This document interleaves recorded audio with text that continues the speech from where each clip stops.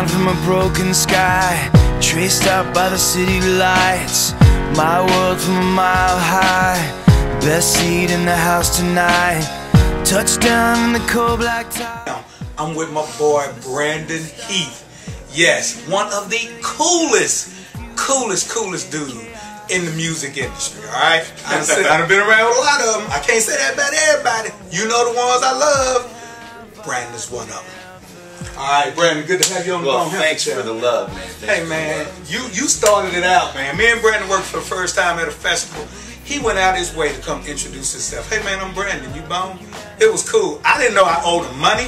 But hey, it turns out he owed me money. Whatever it takes to get the friendship going, all right? I know, but you were up there introducing everybody. I was like, there's no way he's going to introduce me right if he doesn't know me.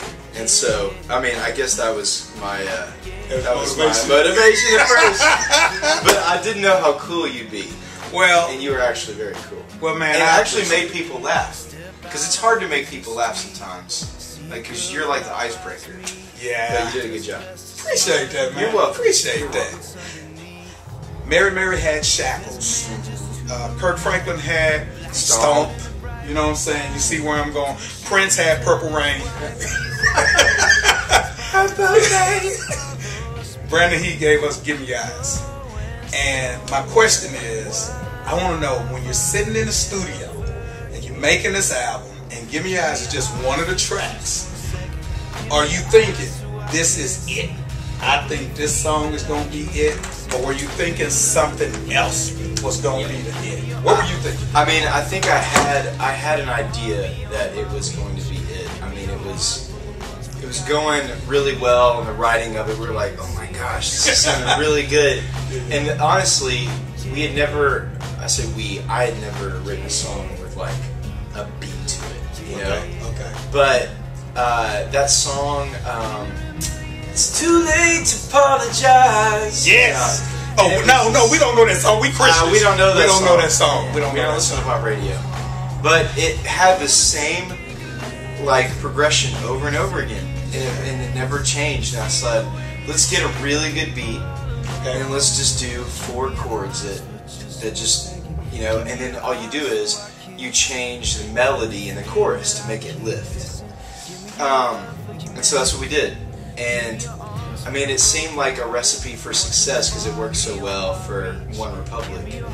It's like, well, if it works for them, maybe it'll work for me. And it did. And I wish that I could say it was much more spontaneous, or, you know, but I mean, honestly, the theme is, you know, timing is everything. And I think the theme of really seeing people and the perspective part came at the right time. I think a lot of people were looking for something like that. And I think that's why it really worked.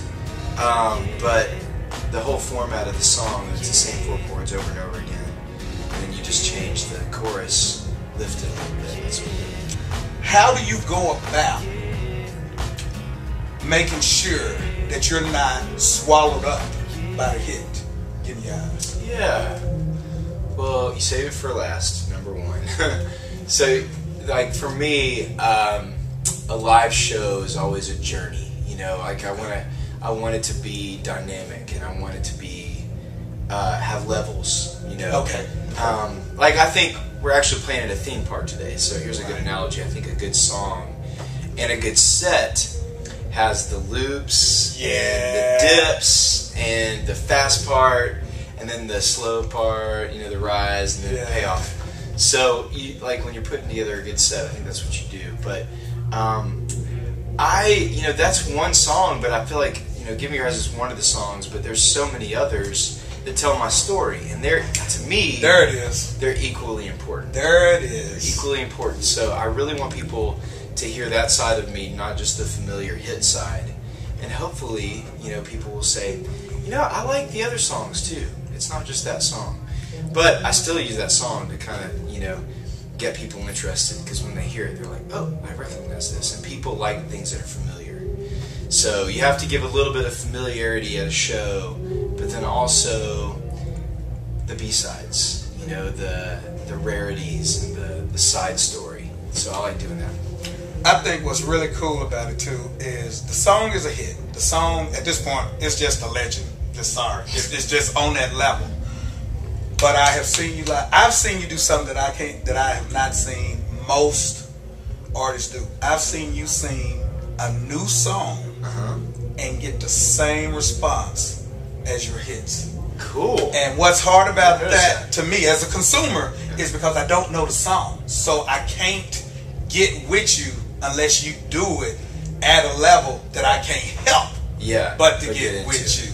Yeah. And so one of the reasons, you're probably one of the few people that I believe that has a song that's an icon that I would put on the spot and say, how are you going to keep that from swallowing you up? Because I don't think that's going to be a problem. No. Because I've seen what's going on. And what's cool, sometimes people have to minimize the hit of the song in order to make the other ones, but I see you bringing all your other songs up to that level. And as a fan, as a dude that needs Christian music for some times in life, we appreciate it. Well, we appreciate it. I appreciate you saying that. The vote of confidence. So, this is my boy, Brandon Heath, and we're going to tag this right here. We just got through watching Arkansas give it up to Alabama. Yeah. And we wasn't really happy with it. Not really. And I asked Brandon, was you rooting for Arkansas? And his response was yes, but not as a diehard Arkansas fan. It was because... It's because they're the underdog. And I know that's so, like, not sports fan-y to do. You know what I mean? It's more, you know, compassionate. Well, let me ask you, man, was you the underdog in high school? Yeah. Yeah. I think I was. Really? Uh-huh. Did you have, like, bullies pick on you? No, I didn't. But, you know... Okay, there was... Yeah, here we go! Alright. Yeah!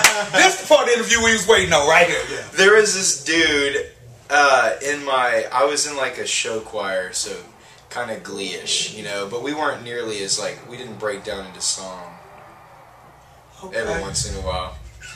We didn't break down into song, like, all the time. Okay, focus, Bo. Okay. You're losing your compassion right now, aren't you? My boy said he was kind of glee-ish. Okay. Well, I wasn't. It was a show choir. We travel on the road and everything, right? But it was cool. And I know that's going to sound weird, but it was actually cool to be in this thing. Like, we even have drug dealers in there. Like people that everybody respected in the school were also in this choir.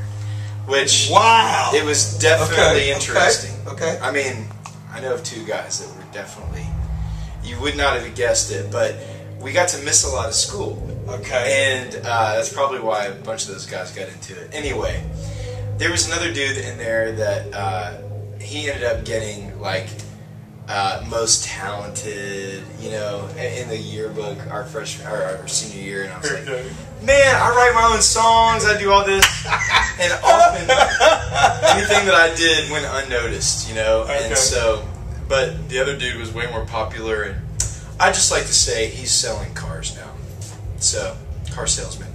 Not that there's anything wrong with you. Ain't nothing wrong with it. That's what God called you to do. You accept your calling. That's right. Brandon ain't selling no cars. I ain't selling the cars. I'm singing songs so I can buy cars. Yes. In the name of Jesus.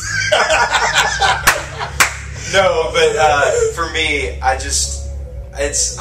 didn't need all their approval. I didn't need anybody's approval. I needed God's hand and providence in my life.